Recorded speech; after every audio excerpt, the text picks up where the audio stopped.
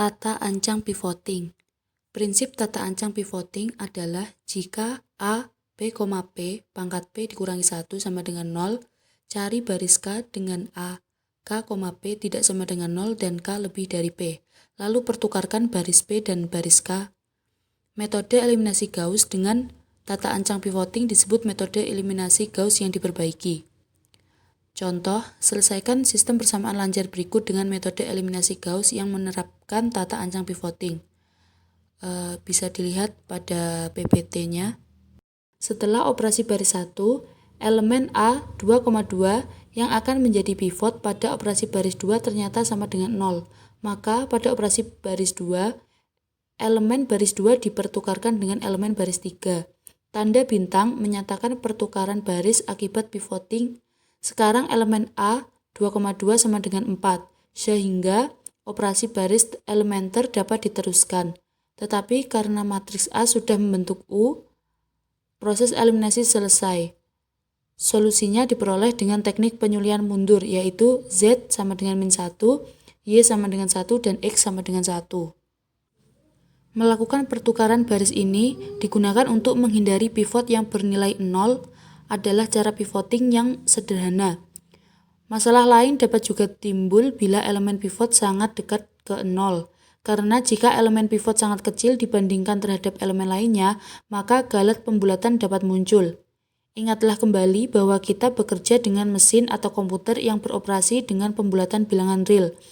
Jadi, di samping menghindari pembagian dengan 0, tata ancang pivoting juga dapat diperluas untuk mengurangi galet pembulatan. Selanjutnya, ada dua macam tata ancang pivoting. Yang pertama, pivoting sebagian atau partial pivoting. Pada tata ancang pivoting sebagian, pivot dipilih dari semua elemen pada kolom P yang mempunyai nilai mutlak terbesar. Lalu, pertukarkan baris K dengan baris P, misalkan setelah operasi baris pertama diperoleh matriksnya seperti yang ada pada gambar matriks di bawah ini. Untuk operasi baris kedua, carilah elemen X pada kolom kedua, dimulai dari baris kedua sampai baris keempat, yang nilai mutlaknya terbesar. Lalu pertukarkan barisnya dengan baris kedua. Elemen X yang nilai mutlaknya terbesar itu sekarang menjadi pivot untuk operasi baris selanjutnya. Teknik pivoting sebagian juga sekaligus menghindari pemilihan pivot sama dengan 0, atau sebagaimana pada simple pivoting. Karena 0 tidak akan pernah menjadi elemen dengan nilai mutlak terbesar, kecuali jika seluruh elemen di kolom yang diacu adalah 0. Apabila setelah melakukan pivoting sebagian ternyata elemen pivot sama dengan 0, itu berarti sistem persamaan lanjar tidak dapat terselesaikan. Lalu yang kedua adalah pivoting lengkap. Jika di samping baris, kolom juga diikutkan dalam pencarian elemen terbesar dan kemudian dipertukarkan, maka tata ancang ini disebut pivoting lengkap. Pivoting lengkap jarang dipakai dalam program sederhana karena pertukaran kolom mengubah urutan suku X dan akibatnya menambah kerumitan program secara berarti. Lalu contoh, dengan menggunakan 4 angka bina, selesaikan sistem persamaan berikut dengan metode eliminasi Gauss. Untuk A, tanpa tata ancang pivoting sebagian atau Gauss naif, dan yang B, dengan tata ancang pivoting sebagian. Perhatikan dengan 4 angka bina, solusi sejatinya adalah X sama dengan Y sama dengan 1,000. Penyelesaiannya untuk yang A, tanpa tata ancang pivoting sebagian. Persamaan tadi dirubah menjadi bentuk matriks seperti yang tertera. Maka untuk operasi baris pertama, 1,133 sebagai pivot.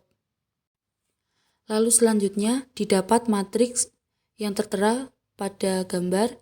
Selanjutnya merubah baris 2 kolom 1 menjadi angka 0, yaitu dengan baris 2 dikurangi 24,14 per 1,133 R1.